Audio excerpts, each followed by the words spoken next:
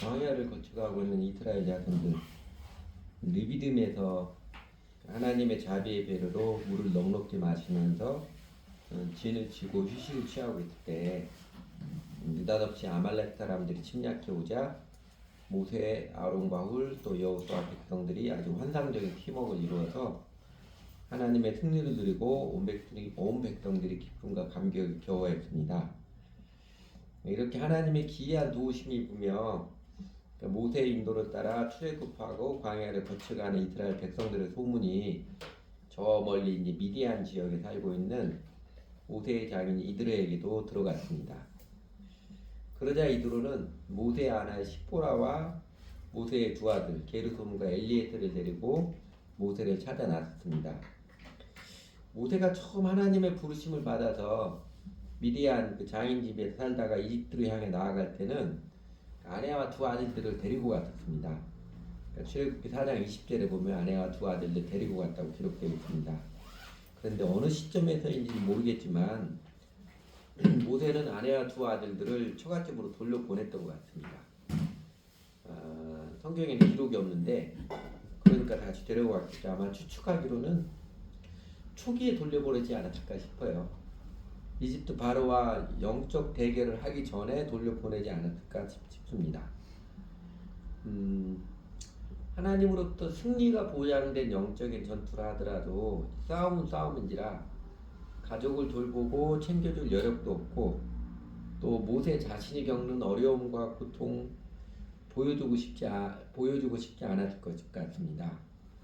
그리고 사랑하는 가족도 매일같이 보면 인간의 정이 앞서서 마음이 약해질 수도 있으니까 이 전쟁 현장을 떠나 있도록 일찍 처갓집으로 보냈던 것 아닌가 그렇게 추측을 해봅니다.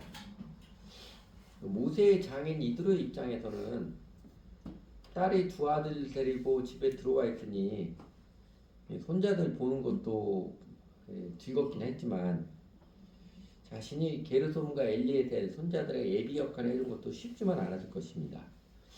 오늘날 우리나라 사람들 할머니 할아버지가 손주들 사랑하는 마음은 애미보다 훨씬 더 큰데 그래도 보면 너무너무 반가운데 키우기는 싫어한다고 하잖아요. 키우기는 힘들어한다고 하잖아요. 그래서 모세와 이스라엘 자손들의 그 놀라운 승승장구 소식을 듣고서 아이고 이젠 잘 되었다. 이젠 떨쳐 보내버려야지. 귀찮아 죽겠다. 그랬을지도 모르겠습니다.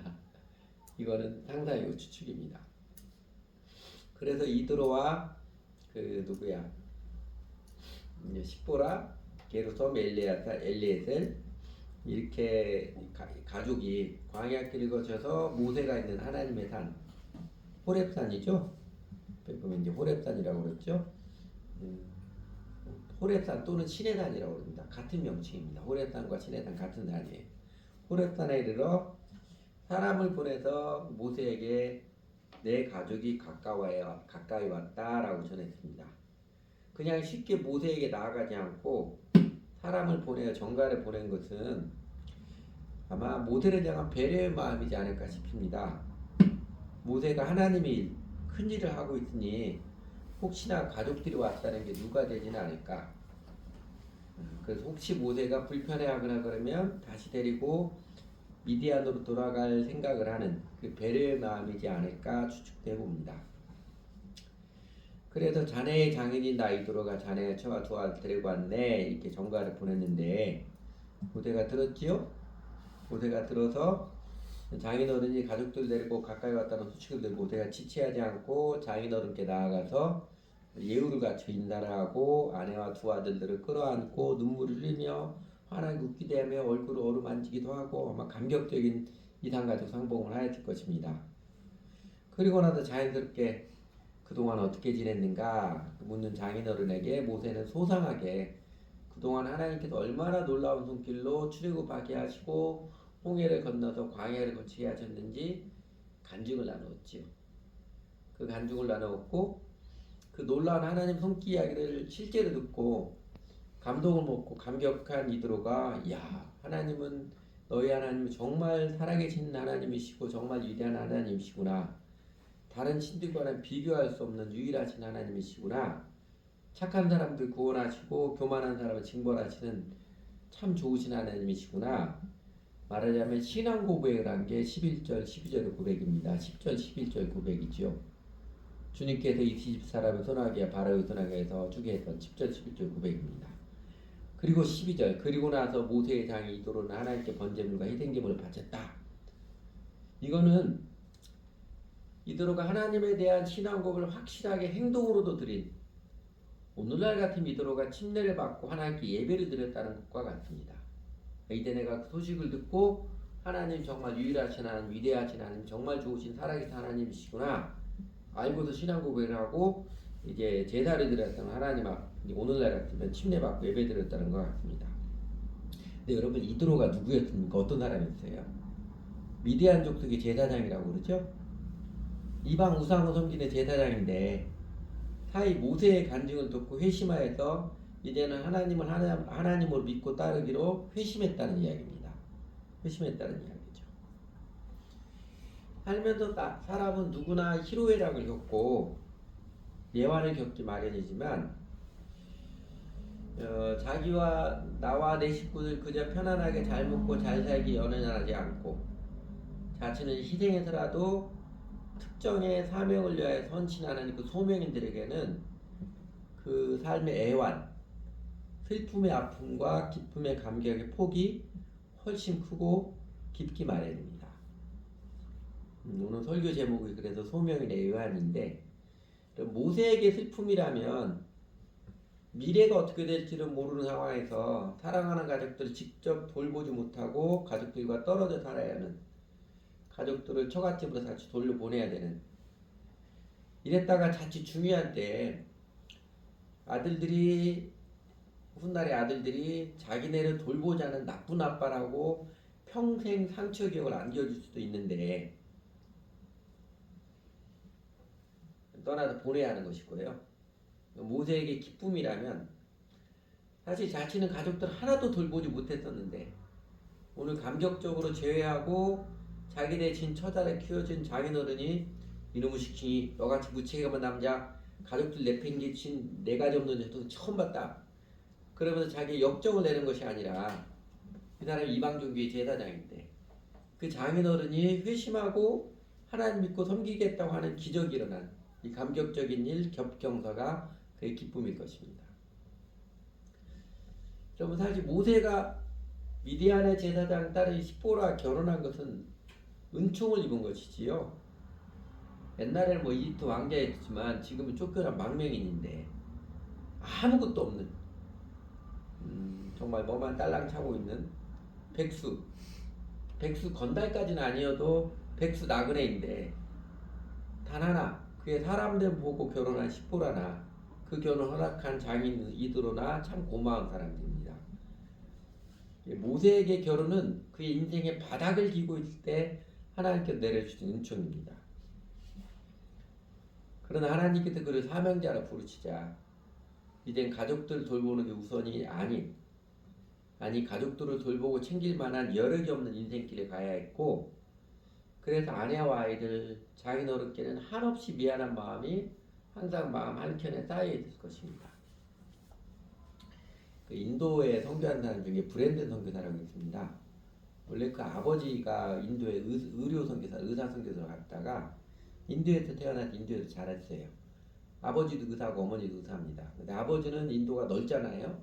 타 지역으로 장기간 그 의료 선교를 하러 가고 어머니가 집에 있는데 그 자식이 자서전을 나오는데 자기가 만으로 3살 때 어머니가 어느 마을에서 긴급 환자가 있다면 밤에 자기를 놔두고 어머니 혼자 그 환자를 고치러 밤에 가는 거예요.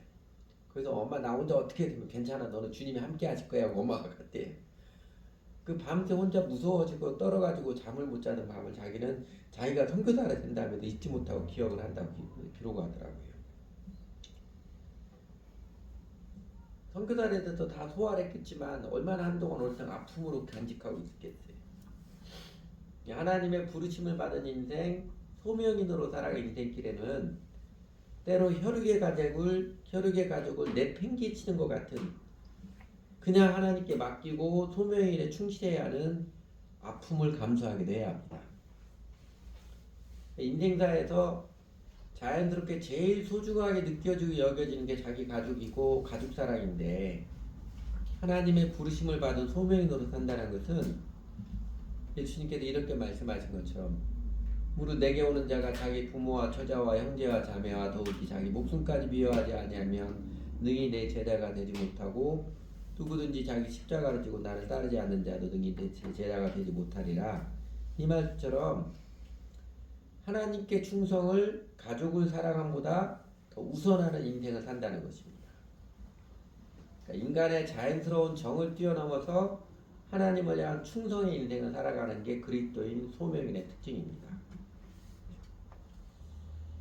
여러분, 소명, 목사나 선교사처럼 특정 직업이나 신분의 사람이 되는 것이 아니라는 것은 이제 다 알고 계시지요? 구약에서 레위인들만 하나님의 백성이 아니고 다른 11지파 모두가 다 하나님의 선택받은 백성으로 부르심을 받았듯이, 오늘날도 전 시간을 들여서 교회를 섬기는 목사나 선교사들만이 아니라 예수를 주님으로 믿는 모든 신자들이 소명인입니다. 그러니까 주 예수님의 부르심을 받아서 예수를 주님으로 모시고 따르는 신자, 제자가 되는 것 자체가 소명을 받은 사람인 것입니다. 그러니까 하나님을 믿는다는 것은 사실 이게 핵심이에요. 하나님의 백성으로의 부르심을 따르는 사람이 된다는 것입니다. 하나님 믿어서 나중에 지옥이 아니라 천국은 보장해 놓고, 이게 아니고요. 구원은 주 예수 그리스도의 나를 따르라는 부르심에 헌신한 사람들에게 내려주시는 하나님의 은총입니다. 근데 유감스럽게도 기독교 역사 대대로 오늘의 세상에서도 소명, 또 소명인을 목사, 선교사처럼 소위 성직자로 국한시킨 부작용과 꼴불견이 적지 않습니다. 마음도 살아가는 태도도 하나도 회심하지 않아서 참 꼴불견인데, 신학교 다녔다고 목사 안수 받았다고 자신이 무슨 특별한 사람인 신분의 사람인 양, 어쩌면 자신이 모세나 다윗이나 되는 것처럼 오만한 착각을 하는 그 인간들 때문에 오늘날 복음이 가려워지고 있고 교회가 욕을 바가지로 듣고 있는 것입니다. 그리고 예수를 믿고 구원받았다고 하지만 자신이 하나님께서 부르심을 받은 소명인 줄 모르고 또 인정하지 않아서 교회는 그냥 적당히 다니고 여전히 돈의 노예, 세상 욕망을 쫓아 사는, 그렇게 교회 다니는 사람이 숱하게 많은 모습 때문에 저 양반이 교회를 왜 다니냐고 물어봐라, 이런 비난을 들으며 복음의 청중을 잃어버리고 있는 것입니다.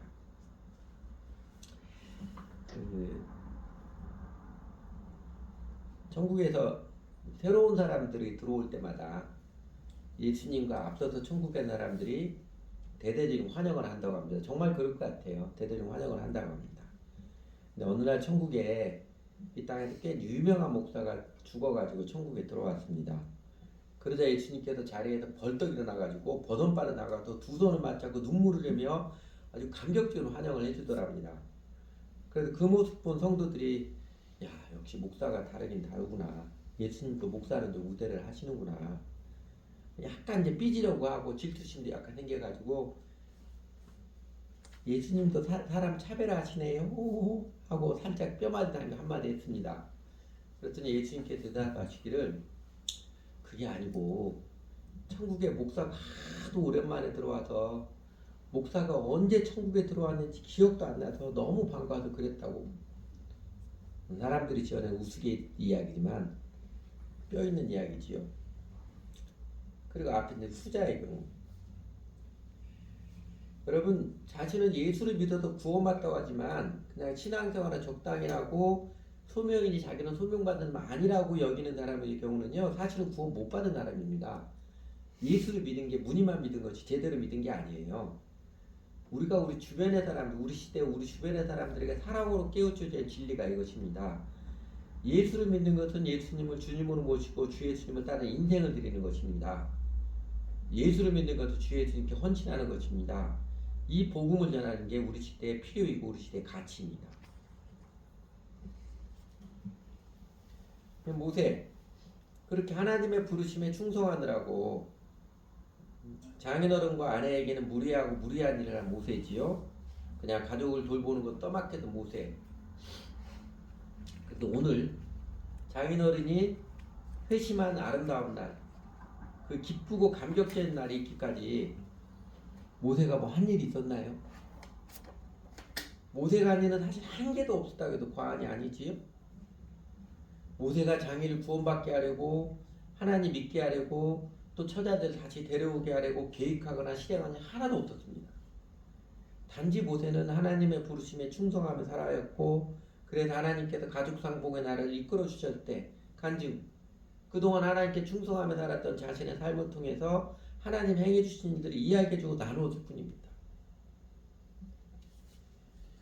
여러분, 이방 종교 제사장을 회심시키려 했으면 얼마나 힘들었겠어요.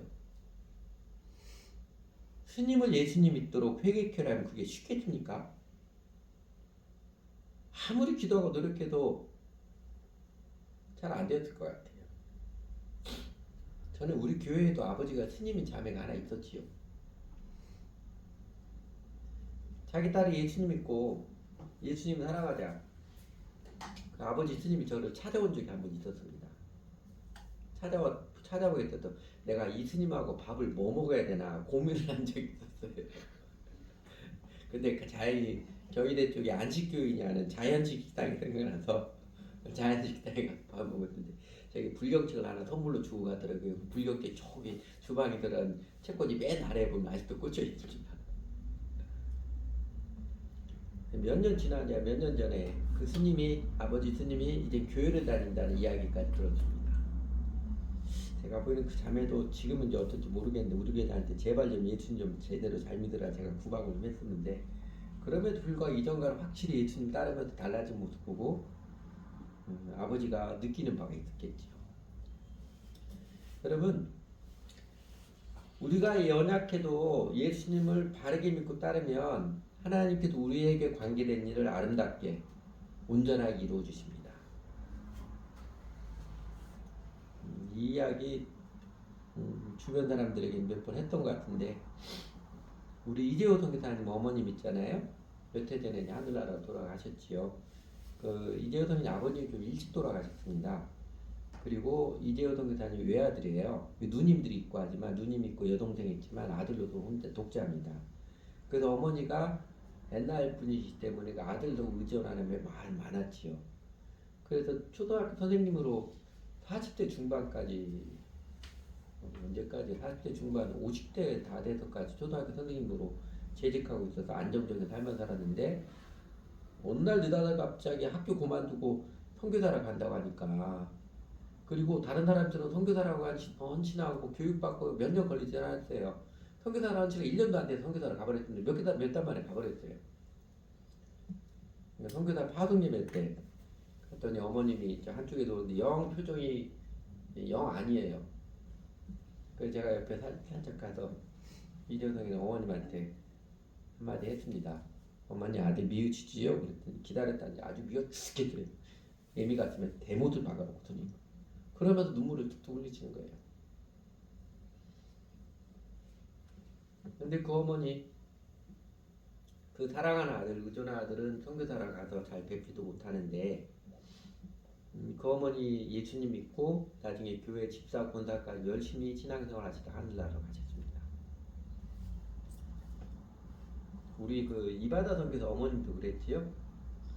남편이 그 암으로, 그분도 40대 초반 때 암으로 젊은 날에 투병했을 때 예배당 가서 그렇게 새벽 기도하고 한 번만 살려주시면 제가 하나님께 충성하며 살겠습니다 했는데 하나님 안 들어주셔가지고 마음 삐져가지고 그때부터 교회 안 나갔습니다. 그리고 절에 다니기 시작했어요. 그 이바다 선교사 어머님 자녀가 5이거든요. 딸 둘이 아들 셋인데, 그러면서 이제 저 신림동에서 고시원 하면서 하루에 고시생들 30-40명 되는 애들 밥해 먹이고 하는데, 그 일을 제일 잘 도와준 게 그 이바다 둘째 딸 이바다 선교사거든요. 근데 이제 절에 다니면서 그 일하면 수고를 살았는데, 어느 날 이 제일 사랑하고 자기를 제일 도움을 줬던 둘째 딸이 결혼하고서는 선교사로 나간다고 하니까, 딴 애가 누군데 선교사로 나간다니까 가슴이 콱 막히는 것 같은, 그러면서 깨달음이 있었습니다. 그래서 이제 그 다카라 이바다 선교사 이제 헌신 예배, 파송 예배 때 제가 또 이바다 선교사 어머님에게 가서 물어봤어요. 근데 어머님이 이렇게 대답하더라고요. 하나님께서 내가 제일 사랑하는 딸 이렇게 데려가시니 이제 저도 하나님께로 돌아가야지요. 근데 목사님 제가 절에 한 번은 더 다녀오려고 합니다. 이제는 부처님한테 이제 하나님께 돌아간다고 이제 다시는 안 온다고 안녕히 계시라고 작별인 날 하고 올랍니다.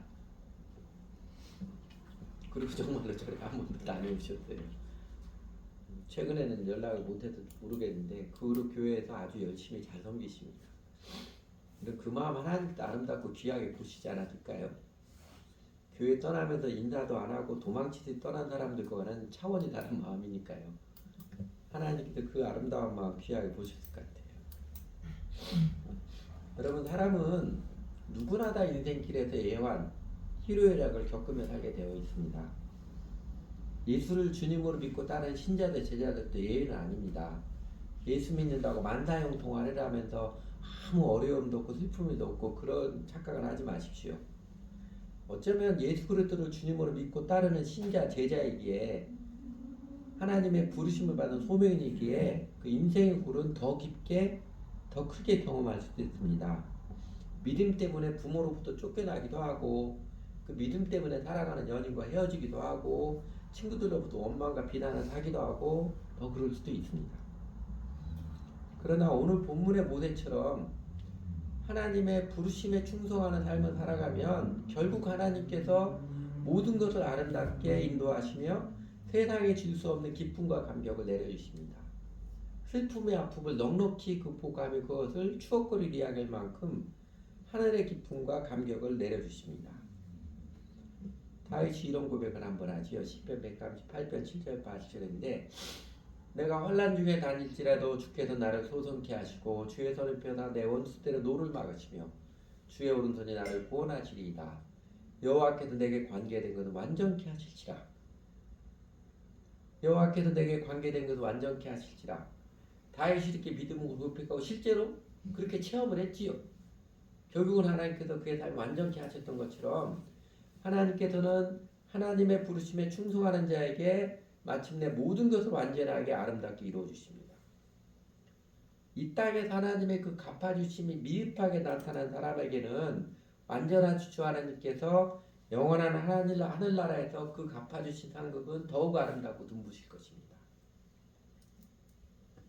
그러므로 예수를 주님을 믿고 따르는 제자, 정직한 친자라면 기꺼이 부르심에 합당한 삶을 매진하십시오. 하나님의 뜻을 알고 배우고 그 뜻에 충성하기 힘쓰십시오. 우리 자신을 하나님 기뻐하시는 거룩한 산제사로 드리며 사는 게 우리 인생의 최고의 가치이고 최선의 행복의 길입니다. 하나님의 뜻에 충성한다는 것, 소명인의 삶을 산다는 것, 우선 이런 면 생각해야 됩니다. 그게 어떤 것이냐 이런 면을 생각해야 되는데 여러분 신앙 헌신을 핑계삼아 정작 하나님의 부르심의 뜻을 유기하는 내팽개치는 무서운 거짓이나 이선의 오만에는 빠지지 마시기 바랍니다. 예수님께서 당대의 종교인들, 바리새인들의 위선을 책망하시며 경계하시는 중에 이런 것이 있었지요. 고르반이 무엇인지 알고 계시지요? 문자 그대로는 하나님께 드렸다라는 뜻입니다. 고르반 하나님께 드렸다는 뜻이에요. 그런데 바리새인들이 마땅히 부모를 공경해서 부모에게 드려야 할 생활비를 안 주고 부모님에게 고르반 하나님께 드렸다고 말만 하곤 했습니다. 그 돈은 사실 정작 하나님께 헌금한 것도 아니고요. 그냥 자기 마음대로 쓰면서요. 그 위선의 모습을 예수님께서는 바리새인들 아주 신랄하게 책망을 했고 그 바리새인들은 결국 하나님의 끔찍한 심판을 받고야 말았을 것입니다. 이전에 바리새인 중에 바리새인이었던 바울이잖아요. 정통 바리새인 추구했던 바울이 자신의 그 위선의 삶을 깨닫고 회개하고 주 예수님을 따르고 섬기면서 그래서 이렇게 권한 것입니다. 디모데전서 5장 8절 여러분 잘 아시는 말씀처럼 누구든지 자기 친족 특히 자기 가족을 돌아보지 아니하면 믿음을 배반한 자의 불신자보다 더 악한 자니라. 그러니까 주님께 헌신 어느 것보다도 어느 관계보다도 주 예수님께 충성 우선순위가 분명한 삶을 살아가는 것입니다. 소명을 들어도 가족에게 얽매이지 마십시오. 그러나 가족을 사랑으로 섬기기는 최선을 다하는 게 그리스도인입니다. 그리고 소명에 충실하며 살아가는 신자들에게 하나님께서는 그와 관계된 모든 것을 마침내 완전하게 아름답게 이끌어 주시는 그 은총을 내려주십니다. 그 은총은 우리가 생각하는 것 이상으로 내려주십니다. 그리고 우리의 충성은 모세의 충성, 오늘 본문에는 모세의 충성, 사랑하는 가족들을 돌보지 못하고 한동안 떨어져 있지 않은 그런 경우일 수도 있지만 똑같지 않은 종류의 것일 경우가 훨씬 더 많을 것입니다. 예를 들어서 아예 해외 선교사로 나가면 외국에 나가 있으면 모세처럼 가족들 신경 안 쓰고 그냥 복음을 전하는 데 집중할 수 있겠지요. 그러나 하나님께 순종, 소명에 충성하는 우리들의 삶의 모습은요, 그렇게 딱 떨어져 있는 게 아니라 살아가는 매일매일 순간순간 우선순위를 명확히 지키는 작은 결정들, 작은 태도들의 경우가 훨씬 더 많습니다. 친척 결혼식에 갈 거냐, 친실하게 교회 예배와 성경학교에 참여할 것이냐, 주일에 일해도 돈 더 벌 거냐, 아니면 시험 공부할 거냐, 예배 우선 드릴 것이냐, 우리 학생들 같으면 시험 당일 아침에 큐티를 할 거냐 말 거냐, 가족들과 여행 갈 거냐, 아니면 신실하게 교회 기도 참여할 것이냐 등등 이런 것들처럼 순간순간 우선순위 명확히 지키는 작은 결정들, 태도를 명확히 하는 경우들이 우리가 오늘날 우리 현실에서 소명에서 살아가는 삶의 모습일 것입니다. 구체적인 지침을 말씀드리면요, 여러분 직계가족의 관원성제 일이 아니면, 천재지변이 일어나서 교회당에 못 오는 일이 아니면, 그리고 오는 도중에 죽어가는 사람을 살려야 되는 일이 아니면 교회 모임을 신실하게 들어가는 게 하나님께 충성입니다. 그게 그리스도의 특징이고요. 그리고 사실 지나간 기독교 역사에서 초대교회도 그렇고 우리나라 초대교회 신자들도 그렇고 그렇게 하나님께 신실함을 지키기 위해서 지켰던 사람들이 하나님 나라 운동의 맥을 이어왔습니다. 하나님의 은혜를 있게 하는, 우리나라 전체를 은혜를 있게 하는 하나님의 복의 통로가 되는 사람들이었습니다. 그리고 내가 이전에 안 그랬어도 이제는 예수님을 믿기 때문에 미워도 다시 한번 가족 이웃을 더 사랑하는 게 아름답고 정직한 믿음입니다. 가족 친척들에게 좋은 사람으로 보이려고 체면 때문에 하나님께 충성을 무시하는 것은 그거는 소탐 대실일 뿐입니다. 그러나 여러분, 하나님 핑계대어서 사실은 자기 편하고 자기 코앞의 이익을 위해서 가족 이웃을 사랑하는 책임을 유기하지는 마시기 바랍니다. 그러므로 예수를 주님으로 믿고 따르는 구원받은 신자로서 언제나 어디서나 하나님께 충성, 하나님의 뜻을 바로 알고 따르는 소명의 삶을 명확히 살아가기를 당부를 드립니다. 제가 써놨어요. 살아계신 하나님, 좋으신 하나님께서 우리에게 관계된 모든 것을 완전하게 인도해 주시기 때문에 그렇습니다.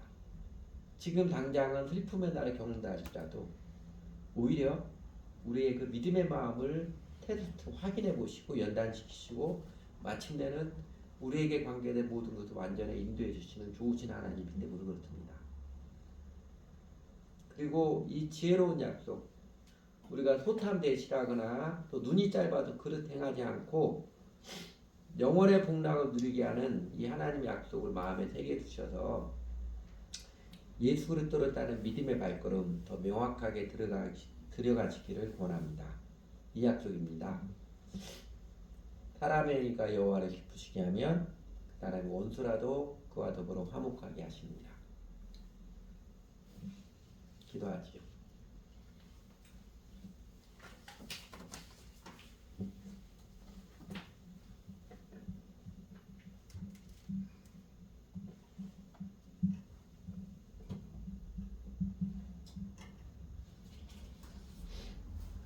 하나님, 저희들도 이 시대를 살아가는 하나님의 백성으로 불러주셔서 감사를 드립니다. 저희가 그냥은 절대로 하나님의 뜻을 따른 사람들이 아니니까 성령 하나님께서 저희들의 삶에 찾아와 주셔서 때로는 위로의 손길로, 때로는 깜짝 도우심의 손길로, 어떤 경우는 좋은 친구, 좋은 가족의 손길을 통해서, 그리고 때로는 삶의 어려움과 아픔을 통해서라도 그렇게 저희 삶의 여러 가지 손길로 간섭해 주셔서 저희로 저희 연약함을 알게 하시고 얼마나 이기적이고 오만한 죄인임을 깨우쳐 주시고, 그리고 무엇보다도 주 예수님께서 십자가를 지신 그 사랑과 겸손의 복음을 들려주시고 알게 해주셔서 저희로 주 예수님 믿고 따르는 하나님의 백성, 예수님의 가족으로 삼아주셔서 불러주셔서 감사를 드립니다. 저희가 하나님의 은혜의 복음을 듣고 하나님 기대하는 기대 반, 때로는 약간의 두려움 반으로 주님을 배우며 따르며 살아오면서 저희들에게 주님의 말씀, 하나님께서 불러주시는 놀라운 은혜의 뜻을 알게 해주시고, 그 주님의 말씀이 진리임을 밝혀주시고, 주 예수님께 순종하며 따르는 삶이 주 하나님께서 함께 하시는 진정한 행복이고 우리 삶의 기쁨이고 삶의 능력이고 의미임을 점점 더 선명하게 체험으로 알게 해주시고 깊은 감격으로 경험하게 해주셔서 정말 감사를 드립니다. 하나님, 저희가 전에는 참된 것에 충성하지도 못하면서 또 가족들을 잘 섬기지도 못하면서 하나님께는 가족 핑계대고 가족들에게는 하나님 핑계대는 참 치사한 죄인의 모습도 많았었는데, 하나님 아버지, 그럼에도 불구하고 저희들을 한결같이 긍휼히 여기시고 은총을 베풀어 주셔서 저희들의 정말 이기적인 죄성을 알게 하시고 깨우쳐 주시고, 그럼에도 불구하고 저희를 사랑하신 하나님 사랑을 힘입어서 이제는 자아의 죄성을 벗어가는 삶을 추구하도록 이끌어 주셔서 정말 감사를 드립니다. 하나님, 하나님의 자비와 은총의 손길을 힘입어서 이제는 예전처럼 그렇게 치사하게 살지 않고 보다 더 속 깊은 믿음으로 주님의 은혜에 응답하며 살아가고 싶습니다. 예전처럼 코앞에 급급한 그 가벼운 삶을 살지 않고 보다 더 묵직한 믿음의 걸음을 내딛는 주님의 사랑에 응답하며 살아가고 싶습니다. 하나님께 충성하는 소명인답게 제일 큰 계명과 지상명령을 따른 삶을 더 아름답게 선명하게 살아가고 싶습니다. 소망은 있어도 조금만 어렵거나 힘들면 금세 포기해버리고 이기적인 삶으로 회개하게 자라는 저희들의 속절없음을 하나님 아버지, 때로는 책망하시더라도 치유해 주셔서 저희가 그리스도인 소명인으로서 아름다운 삶, 가치 있는 삶을 점점 더 뚜렷하게 살아가게 해주십시오. 그 때로 값을 지불한 아픔도 기꺼이 감당하는 믿음의 용기와 넓은 마음을 이끌어 주십시오. 오늘의 슬픔과 아픔을 겪을지라도 마침내 모든 것을 합력하여 선을 이루시는 하나님을 바라볼 수 있는 우리 마음의 눈이 더 넓고 맑게 큰 시야를 갖도록 하나님 은혜를 베풀어 주시기 원합니다. 이런 일 저런 일 세상에 살아가는 동안 희로애락을 저희 마음대로 선택할 수 없고 우리 마음대로 순서를 정할 수 없지만, 그러나 그 모든 것을 합력하여 하나님 뜻이 이루어 가시는, 저희가 주님의 나라를 먼저 구하는 삶이 들어갈 때 우리에게 관계된 모든 것을 완전하게 하시고 그 모든 것을 채우시는 약속을 체험케 하시는 살아계신 하나님, 좋으신 하나님이심을, 우리의 주님이심을 점점 더 선명하게 감동적으로 체험하는 저희들 되도록, 그래서 하나님 허락하신 인생을 남은 인생의 날 동안 소명인으로서 하나님의 뜻을 쫓아 살아가는, 다윗이 당대에 하나님의 뜻을 쫓아 살아가다가 열조에게 돌아갔던 것처럼 저희도 우리 시대에 하나님의 뜻을 따르는 그 명확한 인생이 되도록, 영혼의 의미가 인생이 되도록 영생의 삶을 누리도록 하나님 이끌어 주세요. 예수님 이름으로 기도드렸습니다. 네.